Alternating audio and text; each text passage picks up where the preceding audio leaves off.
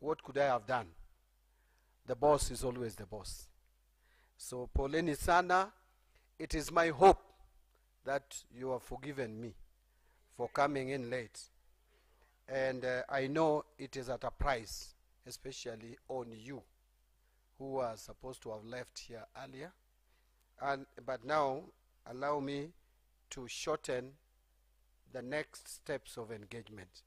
We would have had good time, maybe 2 hours or so, to engage. But unfortunately, because we are starting late, you'll allow me to shorten so that we make maximum productive use of the time that we are going to have here. Is that okay? So my official speech will be very short. Then I will bring some highlights, bring out some highlights like off-the-cuff remarks.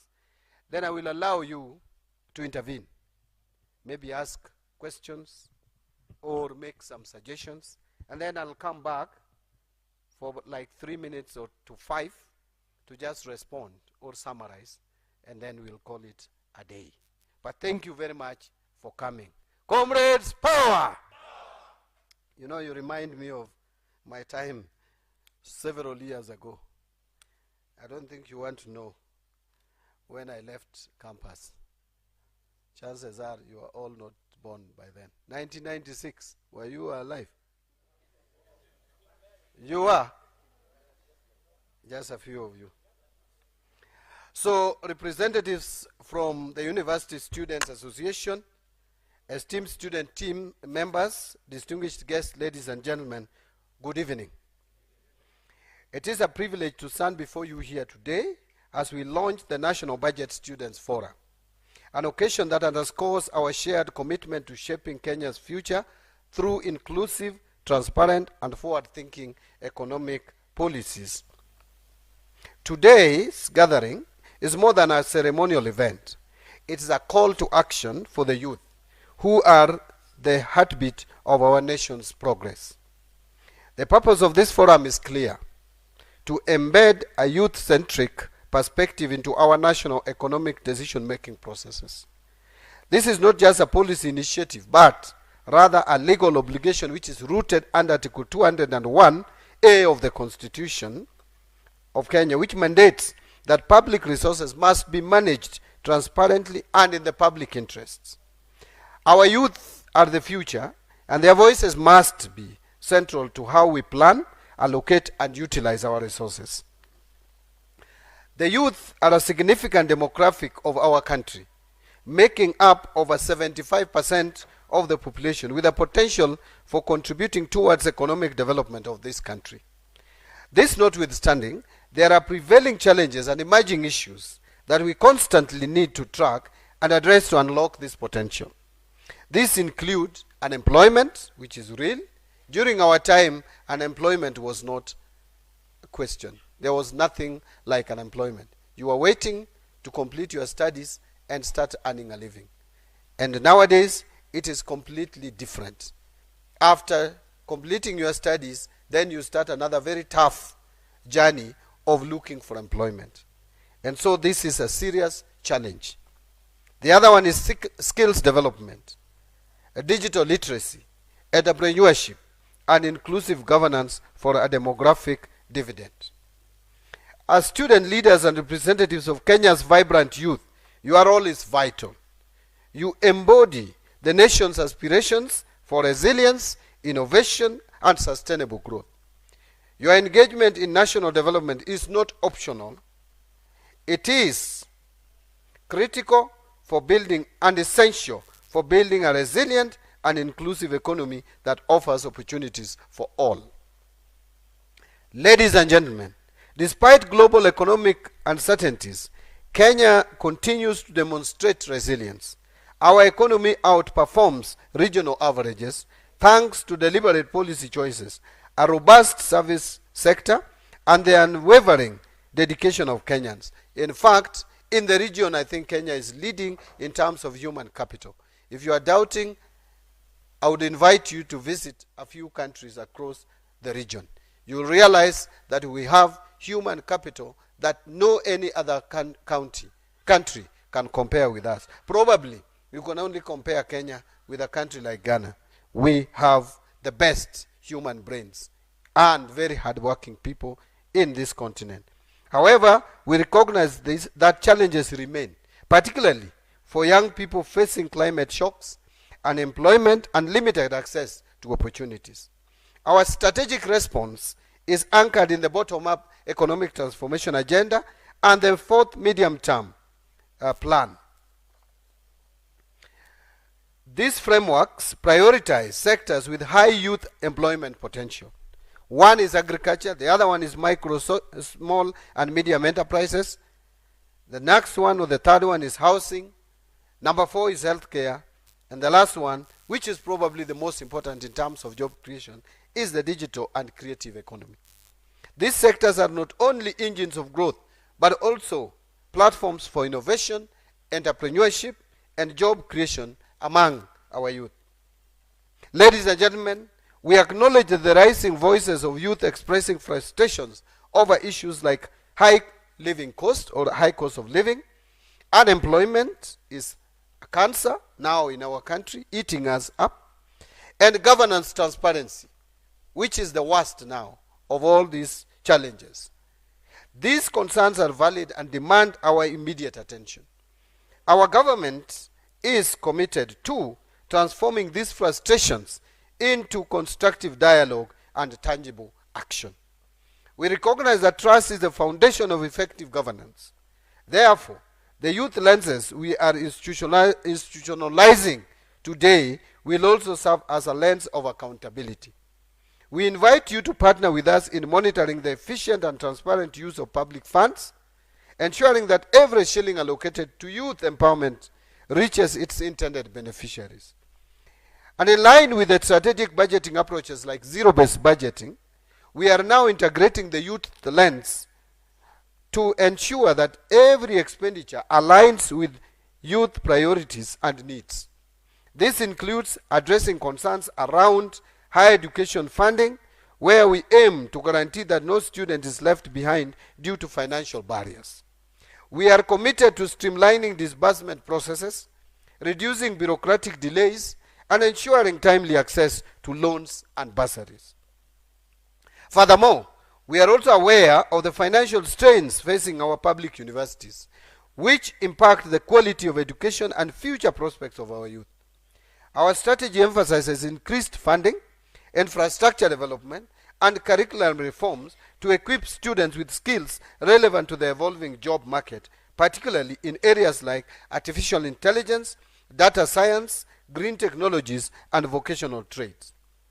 This forum marks a strategic step towards a people-driven budget, one that reflects our constitutional principles and the collective will of Kenyans. Your insights and recommendations will shape policies that are inclusive, responsive, and future-oriented. And as one of you just said, I think this is the chairman, that we are now going to have engagement in the former provinces. We are beginning here in Nairobi, but I am sure that we are going to have this engagement in the other 7 remaining regions. As you prepare to engage in planning and decision making, know that the National Treasury is committed to working alongside you. Your role is crucial in crafting an economic future that is not only resilient, but stable and sustainable for generations to come. Ladies and gentlemen, therefore today is not merely a procedural event. It is a strategic step towards a people-driven budget that is rooted in our constitutional principles and the collective will of Kenyans. As you move into your planning sessions on the way forward and consolidate insights into actionable recommendations and shared commitments, know that the National Treasury is committed to working alongside you. Your role is vital. Let us unite our efforts to build a Kenya where opportunities are accessible to all, where youth are empowered to lead, and where our collective aspirations become reality. Together, we can forge a prosperous, inclusive, and resilient nation. So allow me, ladies and gentlemen, comrades, to apart from that official speech that I've just given to make a few comments. You are aware that previously there was limited public engagement and discourse around budget process, and even in discussing finance bill, which is crucial because it is the law that gives effect to taxation. And as we always say, that there should be no taxation without representation. I think it has been an oversight in terms of involving the public in determining how they were going to contribute towards running their economy. But I want us also to understand that after the budget is passed and agreed and assented to, then we enter the next stage of budget implementation. And as we speak, we are now implementing 2025-2026 budget. I would want to invite you to engage us and hold us accountable in terms of implementation of the budget that we just passed. It is important that when now I move to the regions, I bring a report card on how far we have done in terms of the implementation of the budget that we passed in 2025-2026, so that the budgets don't remain wish lists but become tools of development. I want to emphasize that if this economy has to grow, there are fundamental things that we must attend to. One, we must give emphasis to digital superhighway and creative economy, as I said in my official speech. But I want to tell, thank you for that. But I want to tell you something, that for this economy to create jobs that we desire, it is important that we ensure that the economy grows at a higher rate than it is growing today. Granted, our economy outperforms the average economic growth in the region. But let us not compare ourselves with the low. Let us not use that as an excuse to be complacent. Economic growth of 4.7 as it were in 2024, or 4.9% as it was in the first quarter of this year, or 5% as our economy grew in the second quarter of this year, and at 5.1 or 5.2 that we projected to grow in the third and fourth quarter, cannot create enough job opportunities to accommodate the over 800,000 young Kenyans, very knowledgeable, well-trained, entering the job market. Analysis have demonstrated that we need at least 7% of economic growth to be able to create employment or job opportunities that would keep pace with the number of youth that come out of colleges and training institutions. Therefore, how then would we realize an economic growth of 7% and above? It is important to note that that cannot be realized unless we still invest in infrastructure in this country. And the infrastructure that I'm talking about begins with roads.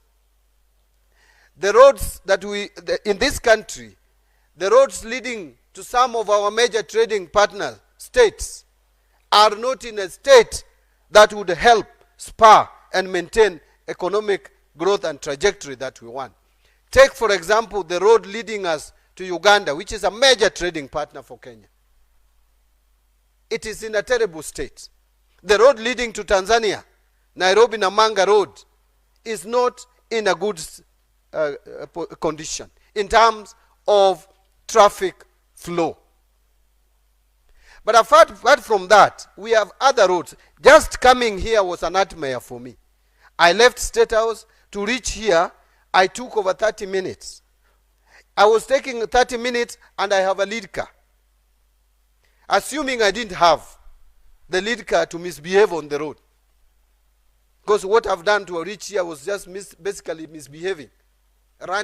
Moving on the wrong side of driving on the wrong side of the road. How many of you have that privilege to misbehave? None. Is that not true? And that cannot help our economy to grow. Thika Road, which used to be a fantastic road, is now not in the state that we would want to be proud of.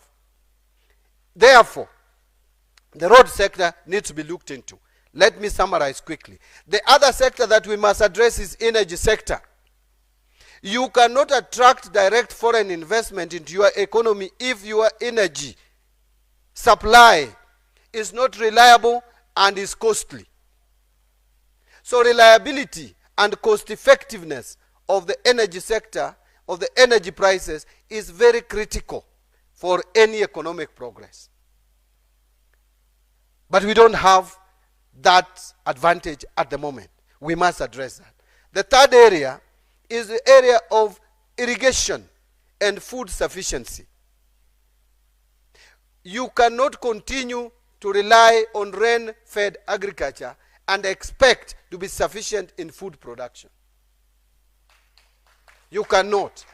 You must look for ways of ensuring irrigated agriculture.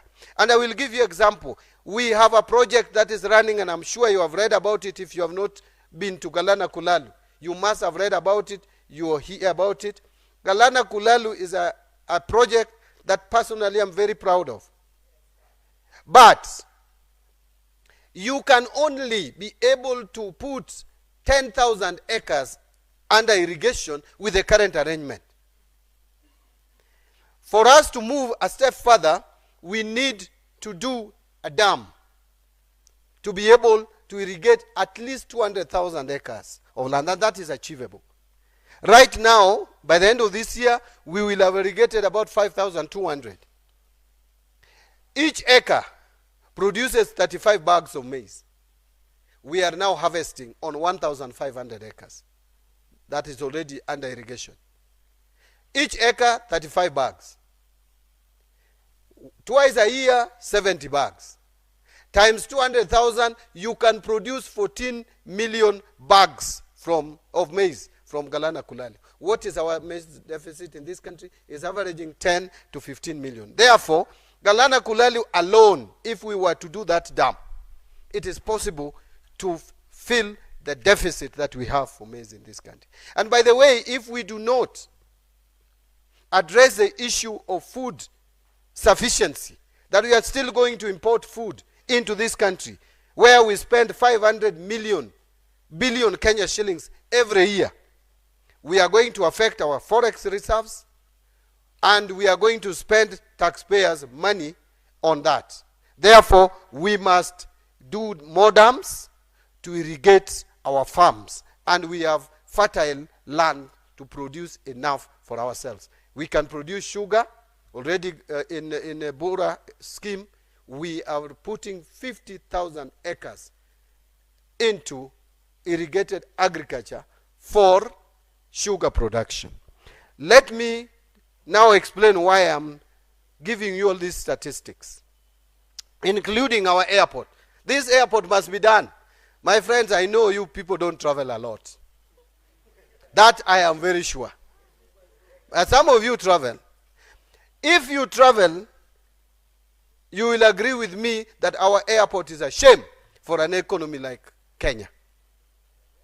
We are being outperformed by Ethiopia, Rwanda. Rwanda is a very tiny economy.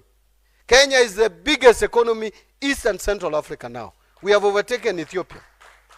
Ethiopia used to be the largest economy. Kenya is now the largest economy. We are number 6 in Africa. We are a big economy. You can only compare us to South Africa, Egypt, Nigeria, Algeria. Those are the economies you compare Kenya with. Not these small economies like Burundi, Rwanda, Uganda. These are our juniors. And therefore, if you go to these countries and you find the airport is well developed. I was in Angola. I felt ashamed.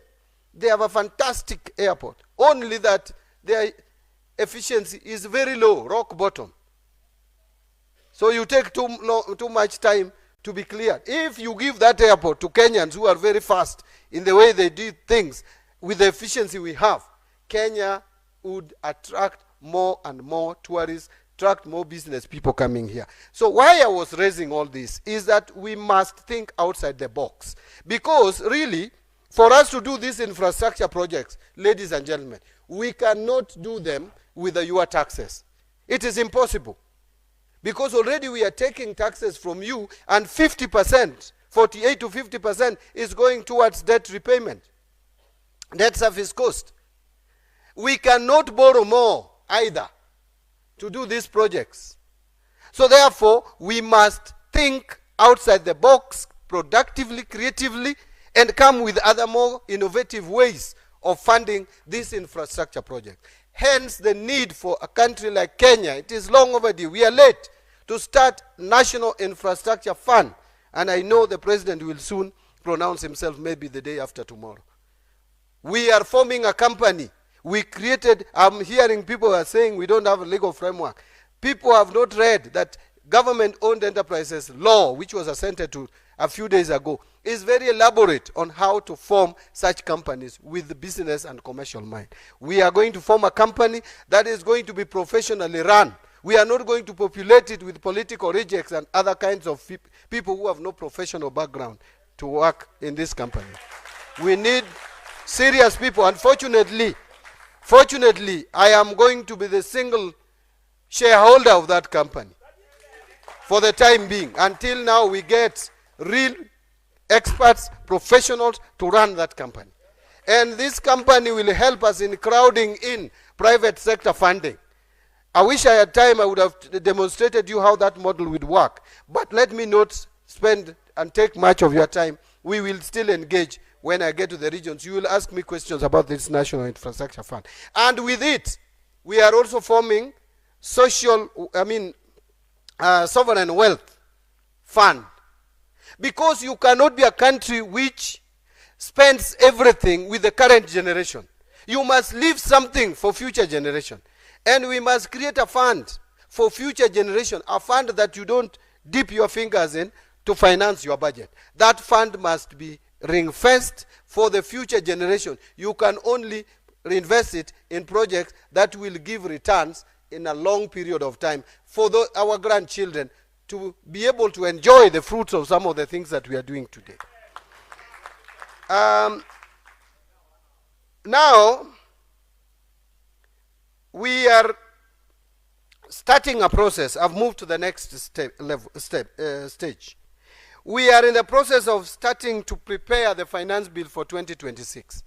And your input is very important, very necessary, especially those of you who are coming from business school, those who are doing economics, accounting, finance, and general business classes. You can input into the finance bill. Sometimes people imagine that finance bill is a monster. And I think it's a tradition, history. We thought finance bill is a monster prepared at the National Treasury 14th floor, and it is guided. And you know, the ministers then used to be very funny, actually, I would say. They used to be very dramatic. With that briefcase, everybody is waiting. In fact, people are not even selling commodities because they were anticipating price hikes. So if an announcement is made to raise prices, the following day, the new prices kick in. If prices are lowered, then they have to clear the stock. It takes some time. Some of us have gone through that. But now, things have changed. It is different. Public participation. We release a schedule for you to bring your input.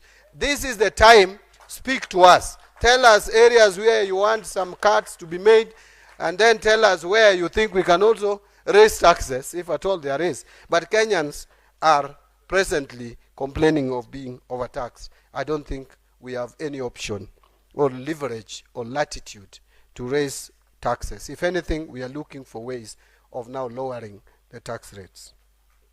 And this, by the way, is a legal requirement that every year we must have a finance bill. We need your input, and we will engage you further on this.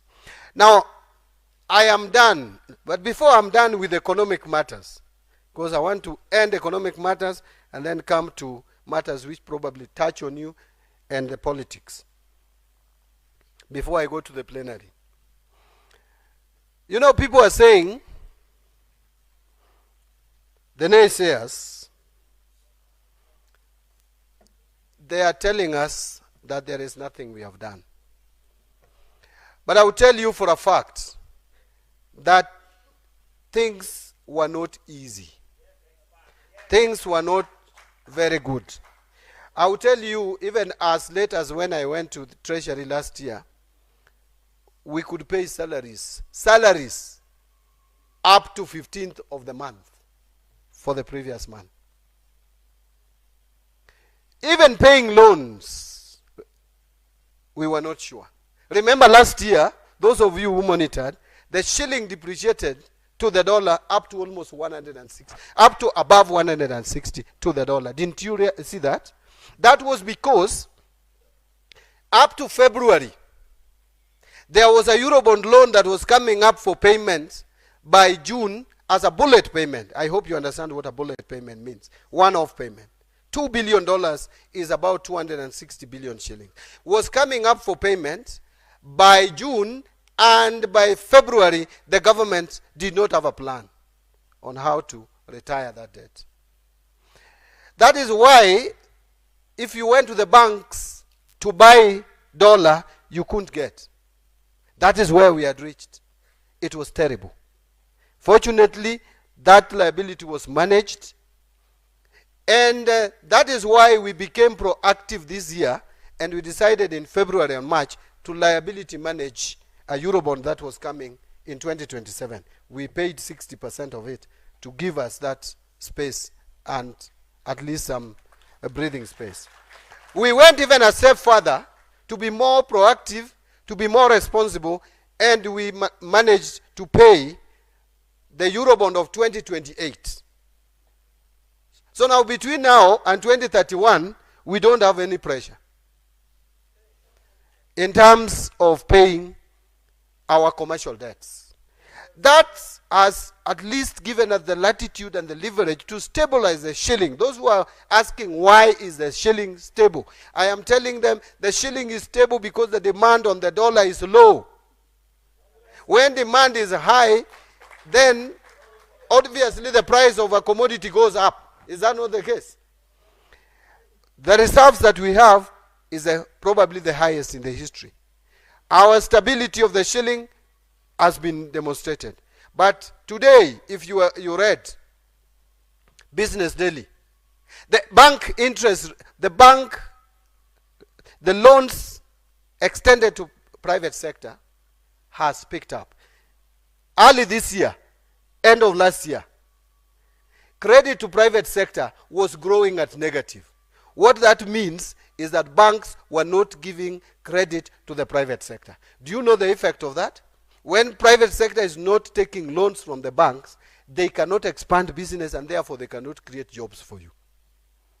Today, I am happy that in the month of November, the credit to private sector has grown by 6.3%. Meaning now private sector is expanding. And that is what you need for an economy to create employment. And I want to also repeat here that even the bank interest rates have started falling. By last year, November, the average lending rate was 17.2. Today, it is 14.9. Look at how it is dropping. And even non-performing loans were reported to have shrunk or come down. So that is what you need in an economy to grow. That is what you need for an economy to create jobs. What you people need are jobs. Is that not the case? Yes. Let me now leave that topic of economics and come back to leadership. I know when I see you here, most of you are student leaders. For you to be a student leader, it means you have that inkling, you have that passion to lead.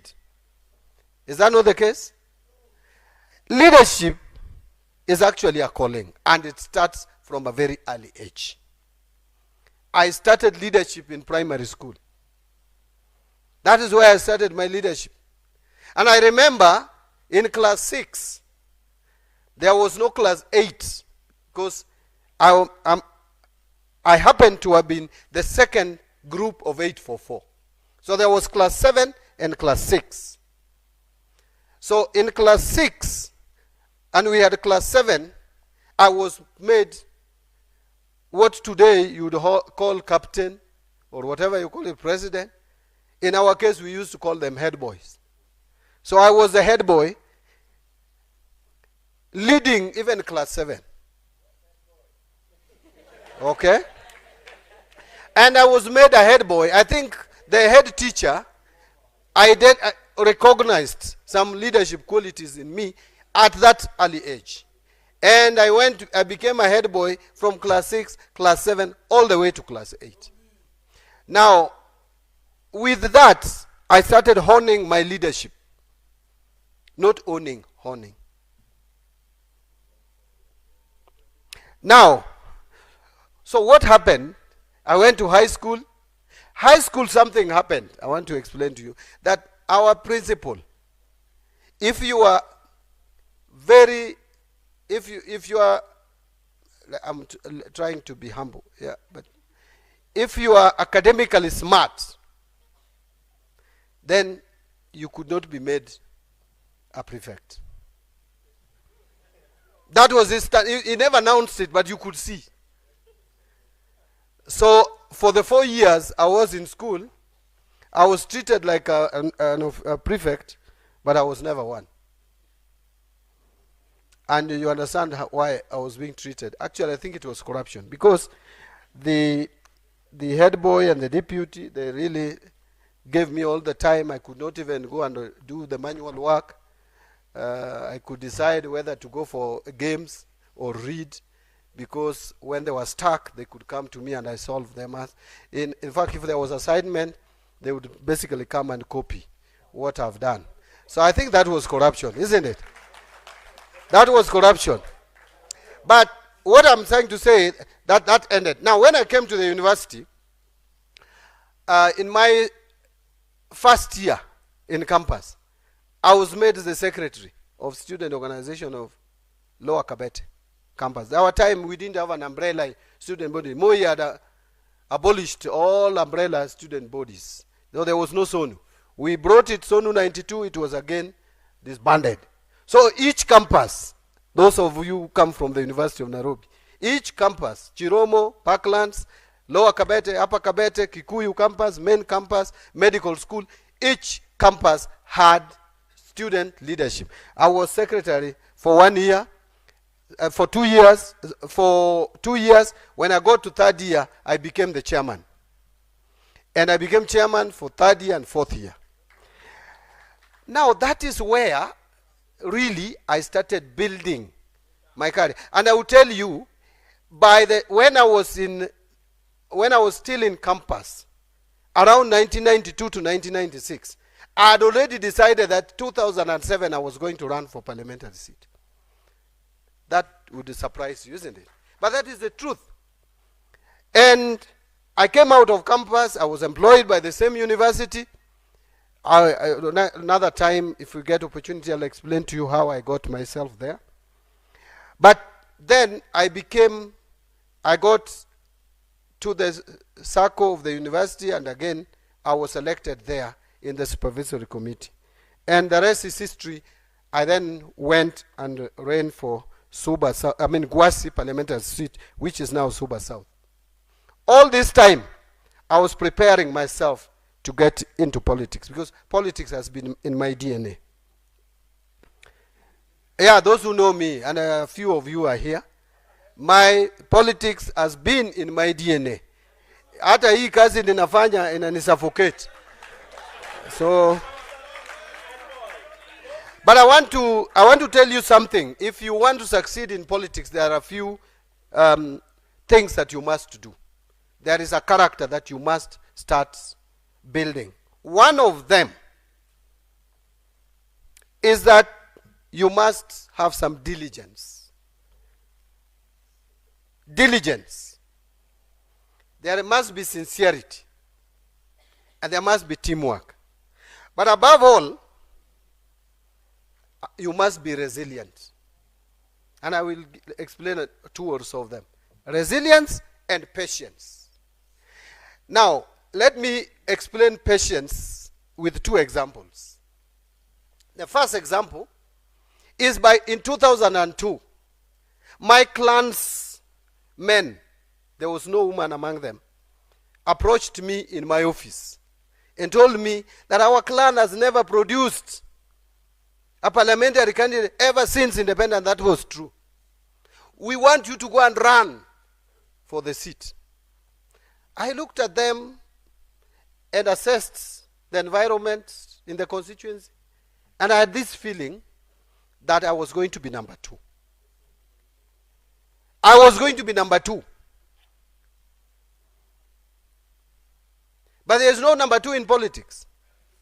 So I decided that I didn't, and you know, if the moment you get the title of a political failure, it will never leave you. In fact, if people don't decide to start not to take you seriously as a candidate, you will be considered a perennial loser. So I told them, it's okay, I understand you, but this is not my year. I decided to be patient. And I supported people. In 1997, I supported a parliamentary. 92, by the way, when I was a student, I supported a parliamentary candidate. 1997, I was chief campaigner of a parliamentary candidate. 2002, that year, I chose a parliamentary candidate and supported instead of running myself as a chief campaigner. Then when it came to 2007, I told that person that I'm going to be MP. I am going to defeat you.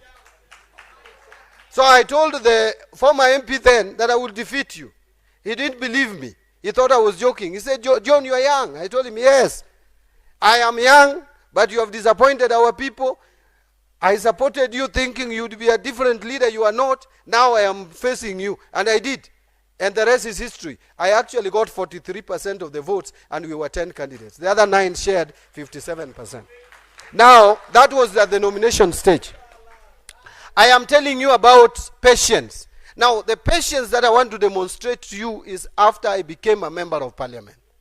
When I became a member of parliament, despite the fact that in my first term, I think I demonstrated some qualities which made my party leader then, the Prime Minister Raila Odinga, to make me assistant minister in his office.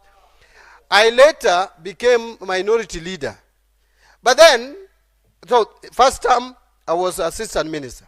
Second term, I became chairman of ODM, the longest serving to date.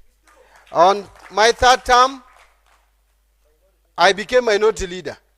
Despite that, being chairman of a party, being minority leader, I was running for governor, and I went for the seat. I even shared with Baba, and I told him, Baba, now, having served 3 terms, being the senior most from this county, I feel, and with all my background, you know, kizungu mingi hapa, nimesema na kijaluo yote nikachanganya. Nikamwambia, now you know, I want to go for this gubernatorial seat. He told me it is a fantastic idea, but don't announce too early. And I listened to him, announced a little bit late, started my campaign with my strategy. Those who come from that region, you know, my name is called Nyang. Nyang is crocodile. And crocodile, I was given that name. I was not born with that name. I was given that name in the process because crocodile has some characteristics, and they believe I have similar. Yeah, they believe I have similar characteristics that for you to know how dangerous I am, it will be too late. But now, that is besides the point. I was asked, after spending so much, and when I was in the trajectory, I thought I was winning. And I believe up to date that I would have won that nomination. But I will tell you, I was called on 24th of March by Baba. And he told me, look, my son, look here. I have 2 reasons why I feel you should not go for this seat. So he told me, the women who are supporting me wants me to demonstrate that I support women leadership. And the test, I am narrating to you what exactly transpired, yeah? And he told me that, no, you see, they have told me that I should give a ticket to one woman who would likely win.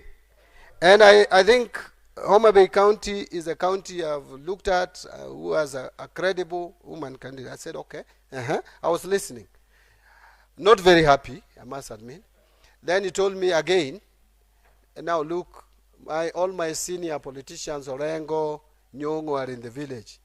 I'm going to form a government. Who is going to be in my cabinet? So I told him, Baba, I don't like this suggestion, but because I respect you, I will buy it. So I decided to be patient. Some of us, I'll tell you, would have decided to run anyway. Yeah? Because I had a lot of pressure. When people heard that I'm stepping down, the kind of pressure I had from my supporters was enormous. If you are not someone who is patient, you would give in. But I resisted and said, I'm going to do what Baba has said. And I did, and the rest is history. I went even and campaigned for people I didn't like, including my MP. I didn't like much. But still I went and campaigned for him. The rest is history.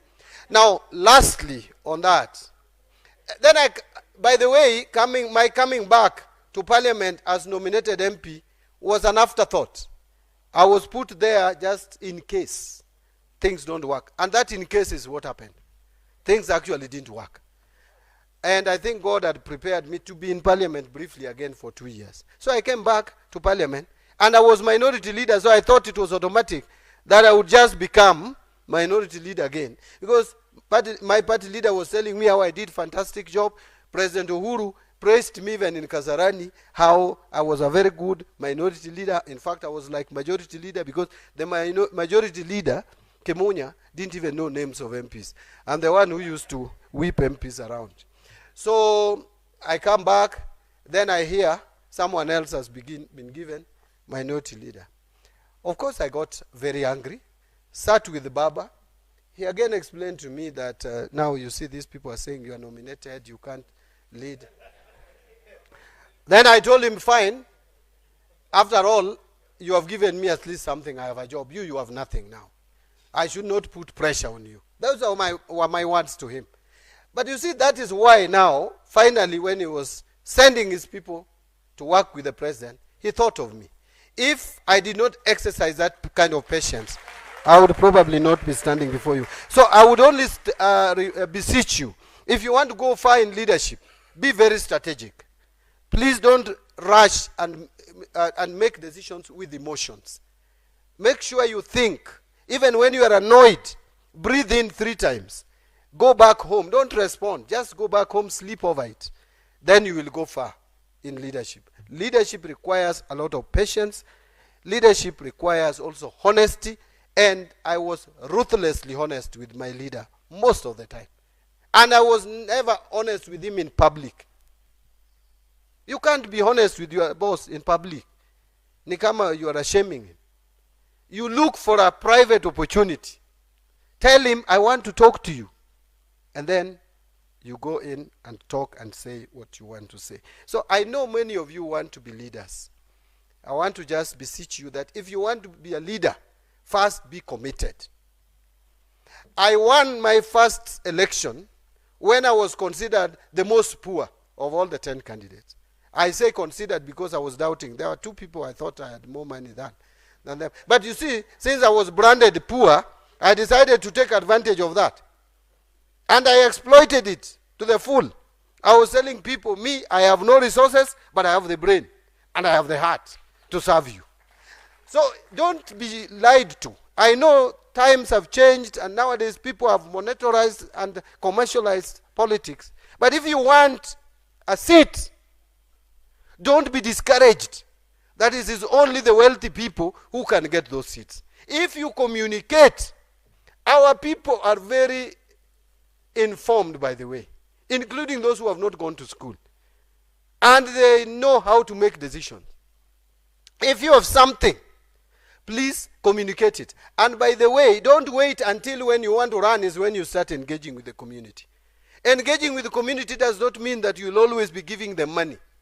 Just look for those initiatives where the community is involved. Get in, and people will appreciate you. They will see leadership in you very early. Very, very early. So I want to tell you, you have the potential of leading, including in leading this country. But no one will come to you at home and tell you to go and become a leader. It is you to decide. It is you to decide. That is why when I listened, Juzi, last weekend, Nilisikia one politician saying, Eti, why are people moving around asking to be sijui kingpin of this region? I don't know what that kingpin means, after all. But then he's saying, we have Dr. Buru here, and we have so and so, so and so. You see, Dr. Buru is our political leader in ODM, party leader. But that does not kill our ambitions. It doesn't kill our ambitions. We respect him as a party leader, but we are also there, isn't it? And no one will come to my house to tell me to go and run for president. It is me to decide. If I'm going to run in 2032, it is I to say I want to run in 2032, and these are my policies, and this is what I want to do for Kenya. So if someone else is not interested in offering himself or herself for any political seat, wacha kai nyumbani, sisi, we know we have what it takes to lead our people. We have what it takes. I don't want to go beyond that. I think I've communicated. So, ladies and gentlemen, so that we can save on time, could you allow me to end there so that I could allow some of you to ask questions? But as I